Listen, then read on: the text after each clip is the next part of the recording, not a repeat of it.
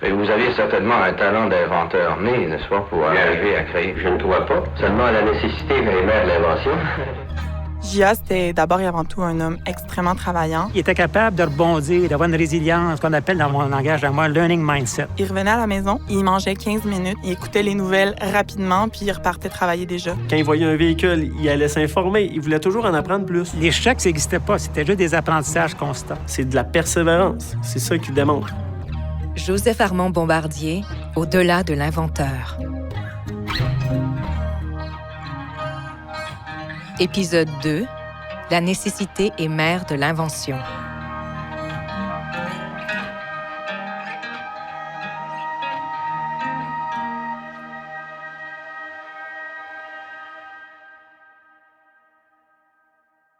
Début du 20e siècle. Ah, il y a ça, cette idée de patenteux, de bricoleux, de gars qui est capable de souder, d'organiser, d'étudier à partir, pas souvent de livres, mais à partir de modèles pratiques qui viennent des États-Unis. Jean-François Nadeau, historien et journaliste. Et il y a beaucoup de contacts avec la diaspora canadienne-française du nord des États-Unis, de la Nouvelle-Angleterre, qui font en sorte qu'on est au courant des nouvelles inventions. On voit les nouveaux bolides, on voit les nouveaux moteurs, ça nous intéresse. 1921-1922. À 15 ans, Joseph Armand fabrique son premier véhicule qui peut faire circuler sur la rue principale à Valcourt, qui fonctionne vraiment sur la neige. Raphaël Bourgeois, responsable des collections au Musée de l'ingéniosité J. Armand Bombardier. C'est simplement un moteur d'une Ford Model T sur des patins de traîneau. M. Bombardier se situe à l'arrière, entre un hélice et le moteur. C'est super dangereux comme véhicule, mais ça fonctionne. Toutefois, on s'entend, c'est plus un jouet à ce moment-là que vraiment une invention qui fonctionne pour de vrai. Comment vous est venue cette idée de faire une voiture, de créer une voiture qui puisse marcher sur la neige, M. Bombardier?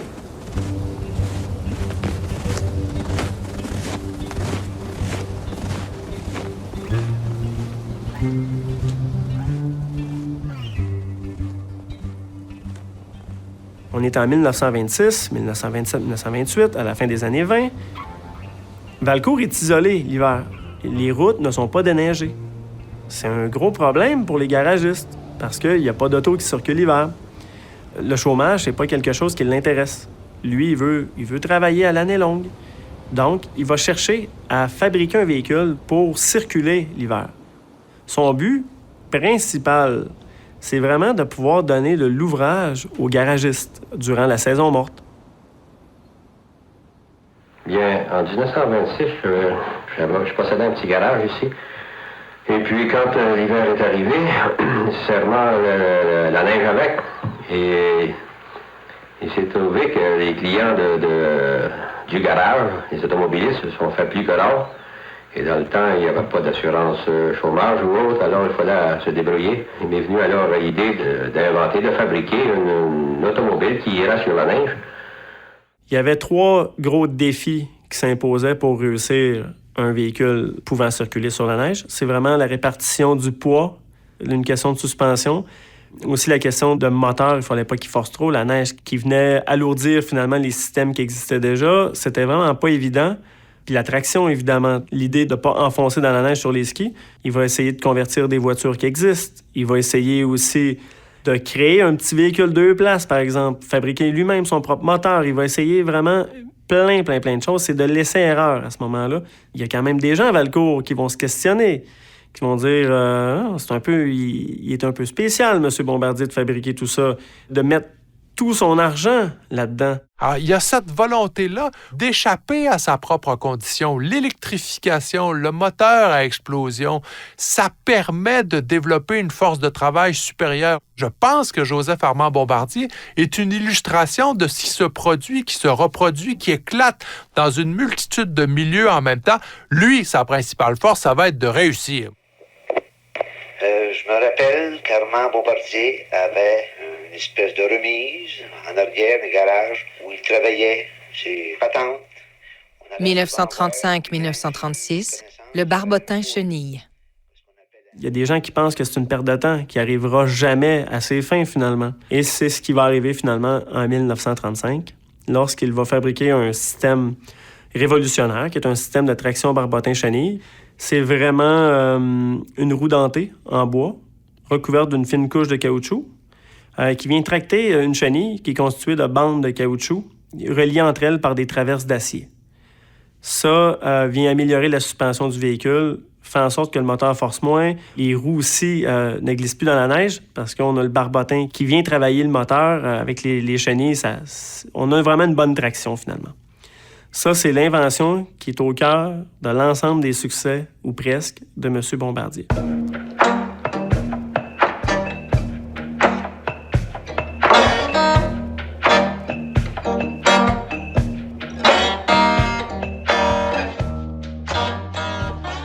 Ici, on se trouve devant un tableau qui regroupe l'ensemble des inventions de Joseph Armand Bombardier, qu'on pense aux prototypes, aux véhicules, aux machines-outils, produits, etc. On en retrouve 110 en tout.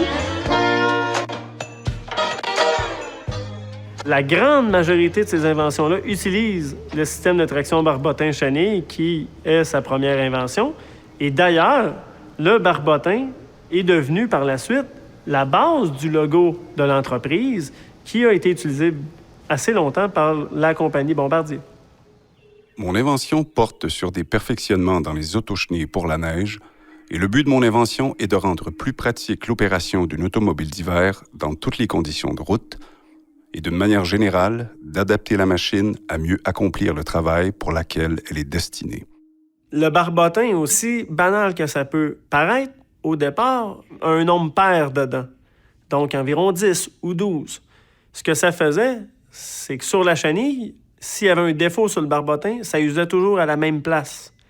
Donc, il va penser faire un barbotin avec un chiffre impair dedans. Comme ça va user égal. C'est ce genre de petits détails-là qu'on va peaufiner au fil des années. Avec son invention, il va fabriquer son premier véhicule, qui est l'Autoneige B7, qui va vraiment être un véhicule parti de toutes pièces, conçu spécifiquement pour le transport sur la neige. C'est là vraiment que le succès va découler de ce qu'on connaît de M. Bombardier.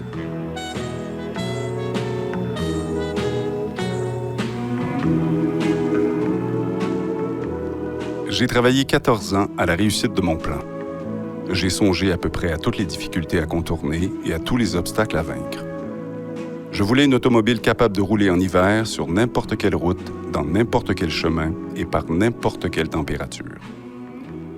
L'autochenille dans laquelle je me promène actuellement a déjà 25 sœurs qui sont en service dans la province. Plusieurs d'entre elles appartiennent à des médecins de campagne et ceux-ci en disent le plus grand bien.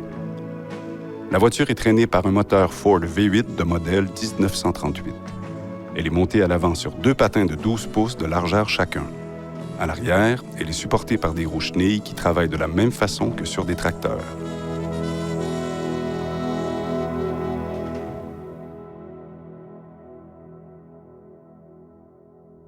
« 1947-1951, le centre de recherche. » Mes grands-parents avaient un chalet au lac Brompton. Et pour se rendre là, il fallait qu'ils passent par un petit village qui était peut-être une demi-heure d'ici, qui s'appelle Kingsbury. Puis là, ils voyaient que c'était un village qui avait été abandonné. Serge Bombardier, petit-fils de Joseph Armand Bombardier. 15 ans auparavant. Ici, il était en pleine expansion à Valcourt. Puis il avait besoin d'électricité à un coût, mettons, économique. Hein? Donc, il a acheté 6 000 acres de terrain. Donc, il a acheté peut-être les droits d'eau autour de 8 ou 9 lacs, dont le lac Brompton, dont Kingsbury, pour construire un barrage hydroélectrique pour ses usines de Valcourt. Et à peu près au même moment, il a construit en 1947, il a construit un laboratoire de recherche. Il va créer son laboratoire de recherche, comme il l'appelle, tout près de la rivière au Saumon à Kingsbury, de façon à ce qu'il puisse se créer un barrage et utiliser lui-même l'électricité produite par son usine, parce qu'à l'époque, on n'est pas nationalisé en termes d'hydroélectricité au Québec. Dans la plupart des régions québécoises, c'est très variable, au fond, l'électricité. Pourquoi? Parce que c'est des instances qui sont soit municipales, soit privées. Il va se construire un appartement au-dessus du laboratoire de recherche afin de pouvoir passer ses étés complets là, en retrait de la vie plus active à Valcourt, où que la production est soutenue et tout.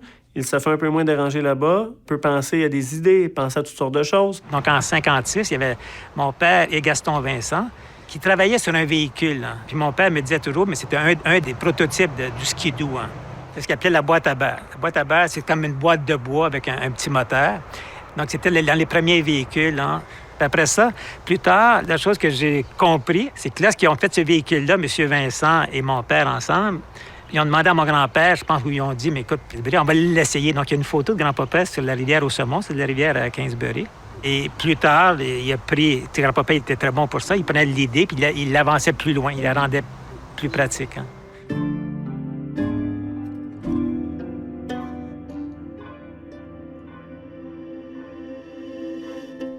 « 1959, le skidoo. M. Bombardier a remis un nouveau projet, une nouvelle machine sur le marché, la merveilleuse machine que tout le monde connaît maintenant, le skidoo. M. Bombardier m'avait dit, cette machine peut passer n'importe où. Là où un homme peut passer, la machine va passer. Joseph Armand Bombardier va fabriquer la première motoneige, si on veut, qui va s'appeler la motoneige Skidog. C'est pas le skidoo. Au départ, c'est le skidog. Pourquoi? C'est vraiment l'idée du traîneau à chien qui revient. On a un but de remplacer ces traîneaux à chiens-là, entre autres dans le Nord canadien, par des motoneiges. On va faire les essais dans le Grand Nord, d'ailleurs. C'est des Autochtones, des communautés Ojibwe qui vont faire les essais.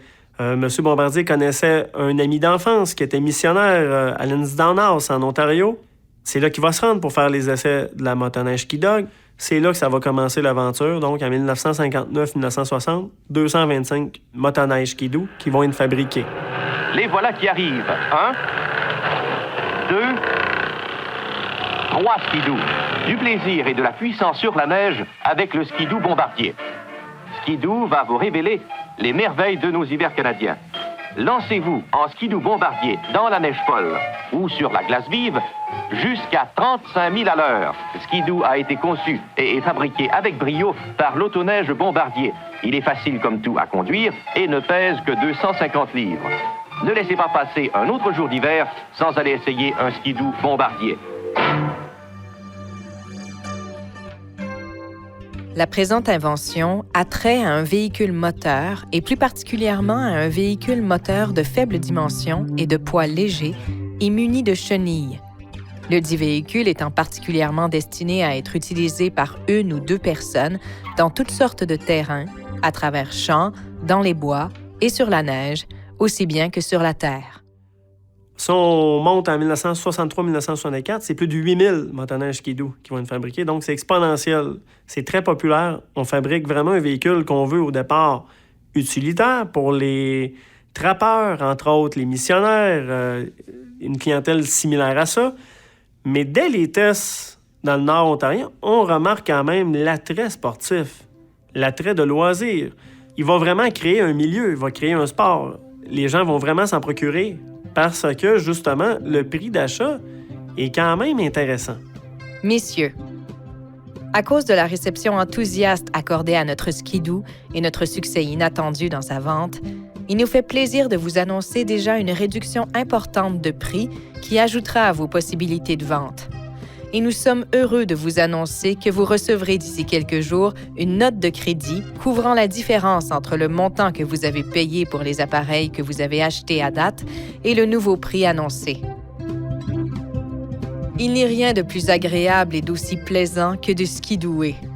Ce nouveau sport consiste à circuler en groupe de 2 ou 3 skidoos en plein champ, au-dessus des rivières et lacs gelés, dans les pentes, en forêt, sans porter attention aux obstacles qui arrêteraient d'autres véhicules.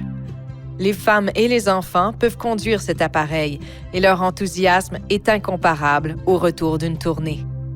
Alphonse Raymond Bombardier, gérant des ventes.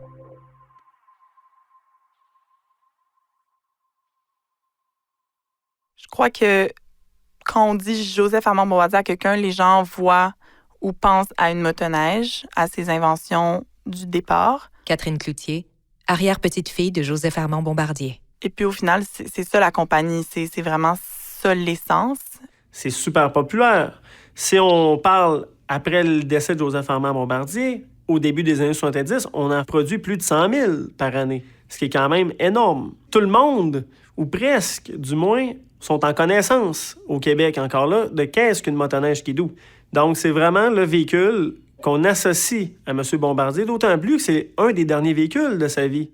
Mais les gens pensent souvent que c'est le premier véhicule que M. Bombardier a fabriqué lorsqu'il était jeune. Mais non, c'est vraiment à la fin de sa vie, malheureusement.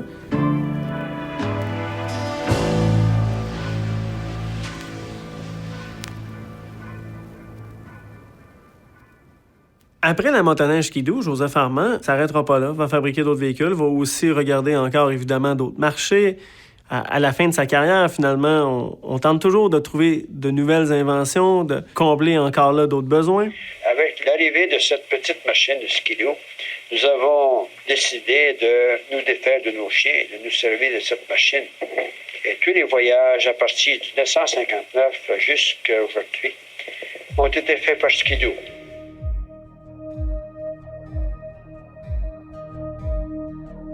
C'était le second épisode de la série Joseph Armand Bombardier, Au-delà de l'inventeur, avec la participation de Catherine Cloutier, Raphaël Bourgeois, Jean-François Nadeau et Serge Bombardier.